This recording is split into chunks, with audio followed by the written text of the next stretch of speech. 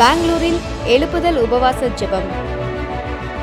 நாள் ஆகஸ்ட் 2, 3. நேரம் காலை 9 மணி. தேவ செய்தி சகோதரர் எல். வின்சென்ட்ராஜ். ஆவியானவர் சொல்றாரு, பலத்தினாலும் அல்ல, பராக்கிரமத்தினாலும் அல்ல, உன்னை தடுக்கிற, உன் முன்னேற்றத்தை தடுக்கிற, உன்னை ஒடுக்குகிற அவன் இல்லாமலே போவார்.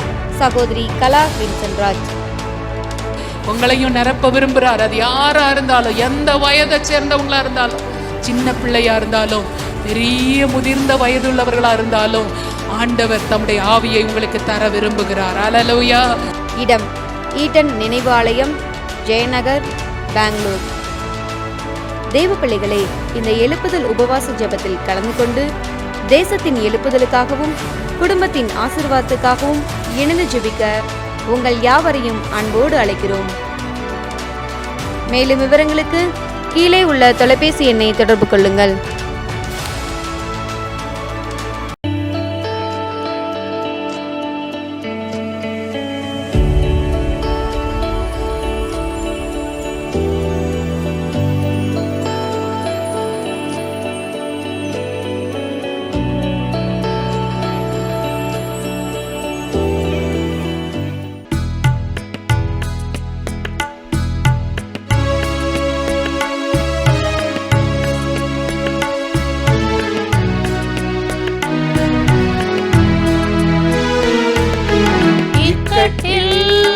எனக்கு உதவிடும் உம் இரக்கங்கள் மகா பெரிது.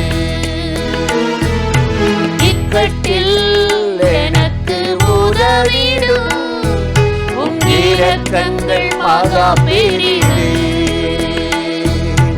பாவமோ சாபமோ மந்திரமோ தேவ கோபமோ, பாவமோ சாபமோ மந்திரமோ தேவ கோபமோ, உம் கைகளில் விழுகின்றேன் நான், உமது கைகளில் விழுகின்றேன் நான். இக்கட்டில் எனக்கு உதவிடும் உம் இரக்கங்கள் மகா பெரிது.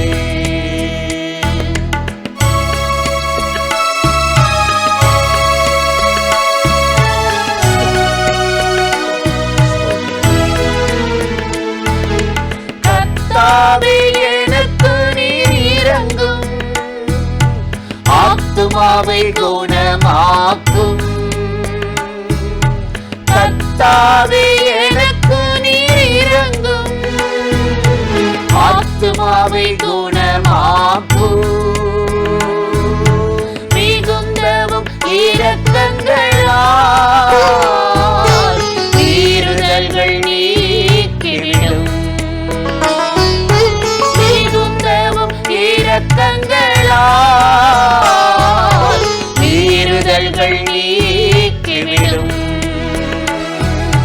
பாவமோ சாபமோ மந்திரமோ தேவ கோபமோ, பாவமோ சாபமோ மந்திரமோ தேவ கோபமோ, உம் கைகளில் விழுகின்றேன் நான், உமது கைகளில் விழுகின்றேன் நான்.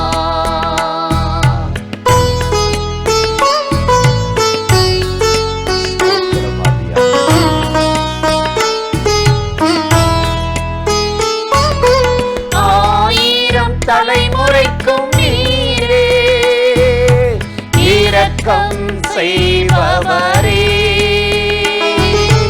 ஆயிரம் தலைமுறைக்கும் நீரே இரக்கம் செய்பவரே. உம் இரக்கங்கள் எப்போதுமே முடிவதே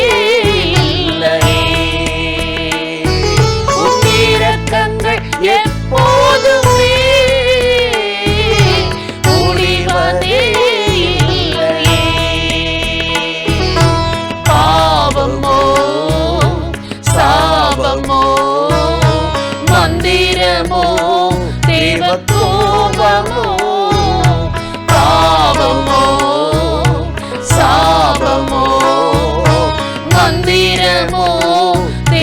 கோபமோ உம் கைகளில் விழுகின்றேன் நான்.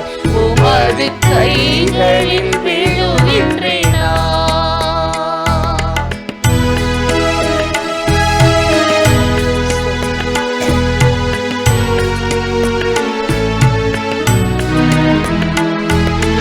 கர்த்தாவே, உம்மை நோக்கி எந்தன் கண்களை ஏறெடுக்கிறேன். கர்த்தாவே, உம்மை நோக்கி எந்தன் கண்களை ஏறெடுக்கிறேன். இரக்கம் செய்யும் வரைக்கும் உம்மையே நோக்கிடுவேன். செய்யும் வரைக்கும்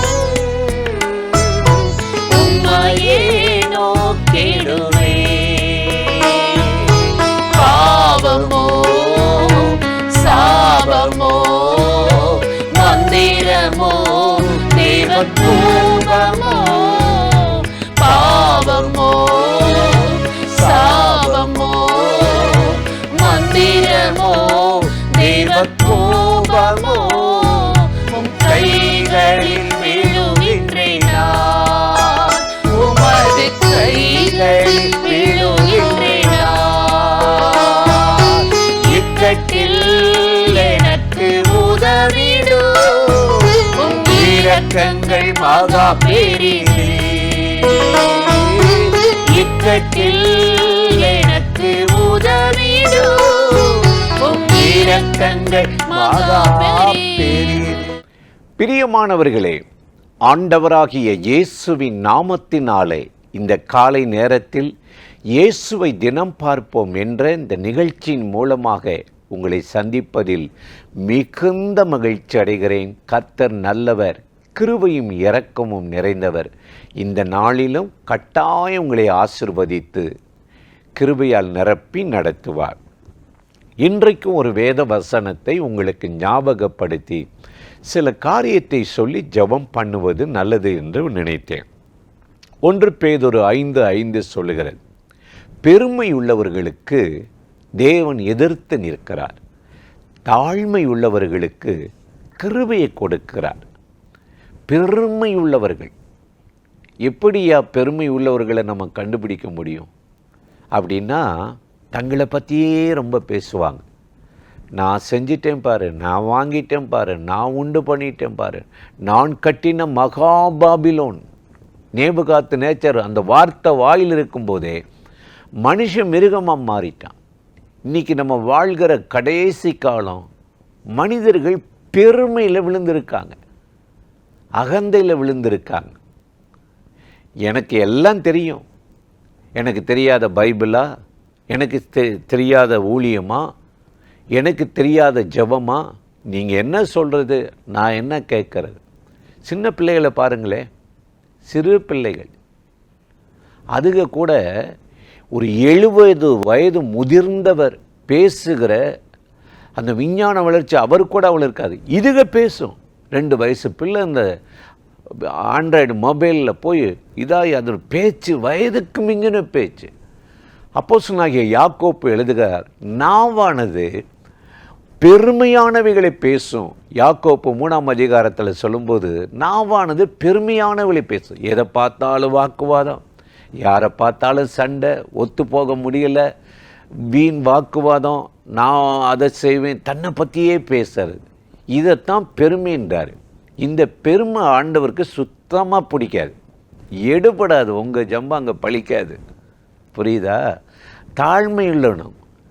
தாவீது ராஜா பாருங்க, சங்கீதம் 34:2 சொல்றார், என் ஆத்துமா கர்த்தருக்குள் மேன்மை பாராட்டும்.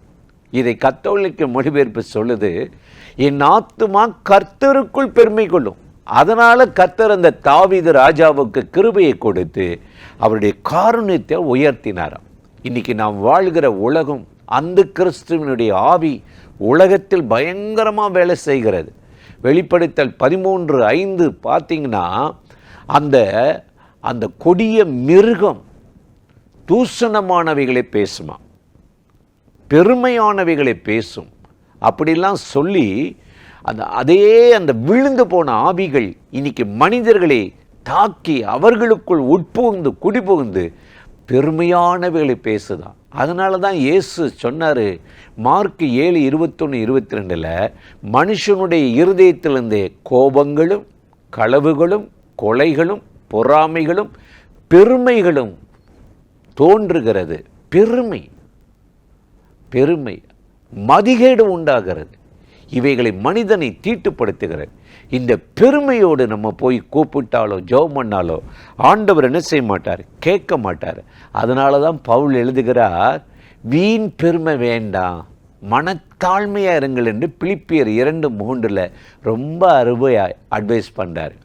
இப்போ ஆண்டவருக்கு முன்னாடி நம்மளை பணிந்து குனிந்து ஆராதிக்கணும். அவர்கிட்ட போய் பரிசேயன் ஜெபம் பண்ணான் பார்த்தீங்களா? லூக்கா 18ஆம் அதிகாரத்தில் வாரத்தில் 2 நாள் ஜெபம். இந்த கள்வர் அநீதர்கார போய் இராது பற்றி ஸ்தோத்திரம் இப்படிலாம் சொல்லி, நான் அதை செஞ்சேன் இதை செஞ்சேன் உபவாசிக்கிறேன். அவன் ஜெபத்தை ஆண்டவர் கேட்கவே இல்லை. ஆயக்காரனுடைய ஜெபத்தை பாருங்க, பாவி என் மேல் கிருபையாயிரும். இதுதான் தாழ்மை. ஆண்டவருக்கு முன்னாடி உங்களை தாழ்த்துங்க, இல்லைன்னா நீங்கள் தாழ்த்தப்பட்டு போவீங்க. கடல் அலையை பாருங்க, பயங்கரமாக கொந்தளிக்கும், பனைமர உயரம் எழும்பும். ஆண்டவர் அதற்கு ஒரு எல்லை வைத்திருக்கிறாரா? யோபு 38:11 நம்ம பார்க்கும் பொழுது, இம்மட்டும் வா, இதற்கு மேல் வராதே, உன் அலைகளின் பெருமை அகந்தை அங்கேயே அடங்கி அமரட்டும் என்று சொன்னார். இன்றைக்கு பெருமை இல்லை, கிருபையை பெற்றுக்கொள்ளுங்கள். கர்த்தர் உங்களை உயர்த்துவார். நீ கேளாத ஐஸ்வரியத்தின் ஞானத்தை உனக்கு தருவார். வேதத்தில் பல மனிதர்கள் இந்த பெருமையில் அகப்பட்டார்கள். நீங்கள் வேதத்தை வாசித்து பார்த்தீங்கன்னா, எலியாவை பாருங்களே, நான் ஒருவன் மாத்திரம் மீதி இருக்கிறேன், யாரும் பக்திமான் இல்லை, யாரும் கர்த்தரை தேடலை, வைராக்கியமாக இல்லை.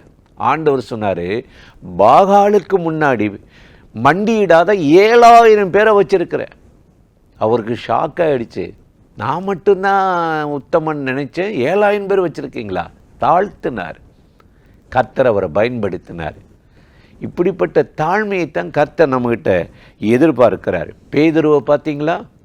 உங்களில் ஒருவன் காட்டி கொடுப்பான், எல்லாரும் மறுதளித்து ஓடுவீங்க சொன்னால், அப்படியே ஆண்டவரே நான் எச்சரிக்கைன்னு சொல்லலை. என்ன செய்தார் தெரியுமா? எல்லாரும் மறுதளித்தார். அதாவது நான் செய்ய மாட்டேன்னு சொல்கிறத விட, எல்லாரும் மறுதளித்தாலும் நான் உமக்காக ஜீவனை கொடுப்பேன். கடைசியில் எல்லாரும் ஒழுங்காக இருந்தாங்க, இவர் தான் மாட்டிக்கிட்டானு. நாவானது பெருமையானவர்களை பேசுமா? இன்றைக்கி இந்த பெருமை வேண்டாம். ஆண்டவர் நம்மளுக்கு முன்னாடி தாழ்த்தி என்னை நடத்துங்கப்பா, உங்களுடைய கிருபை வேண்டும் என்று சொன்னால், இந்த நாளில் அந்த கிருபையை கொடுத்து எல்லா அகந்தைக்கும் பெருமைக்கும் உங்களை விலக்கி காத்து அற்புதமாக நடத்துவார். அந்த தேவாதி தேவனை நோக்கி நாம் இப்பொழுது ஜெபிக்கலாமா? அன்பும் இரக்கமும் கிருபையும் நிறைந்த நல்ல ஆண்டவரே, இந்த ஆசீர்வதிக்கப்பட்ட நாளுக்காக, நேரத்துக்காக, கிருபை இரக்கங்களுக்காக உமக்கு நன்றி. இப்பொழுது யாரெல்லாம் இந்த நிகழ்ச்சியில் இணைந்து இந்த நாளில் என்னை அர்ப்பணிக்கிறேன், ஆண்டவரே உம்முடைய கிருபை எனக்கு வேண்டும். வேண்டாத பேச்சுகள், வீண் பெருமைகள் வேண்டாம் என்று தாழ்த்துகிறார்களோ அத்தனை பேருக்கு ஒரு கிருபையை கொடுத்து இந்த நாளில் அவர்களுக்கு ஒரு மன சமாதானத்தை தாரும், எழுப்புதலை தாரும், கையிட்டு சிற வேலைகளை ஆசீர்வதியும், திறந்த வாசலை வைத்து பயன்படுத்தும், காரியங்கள் கைகூடி வரட்டும். இயேசுவின் நாமத்தில் வேண்டிக் கொள்ளுகிறோம் நல்ல பிதாவே. ஆமேன், ஆமேன், ஆமேன்.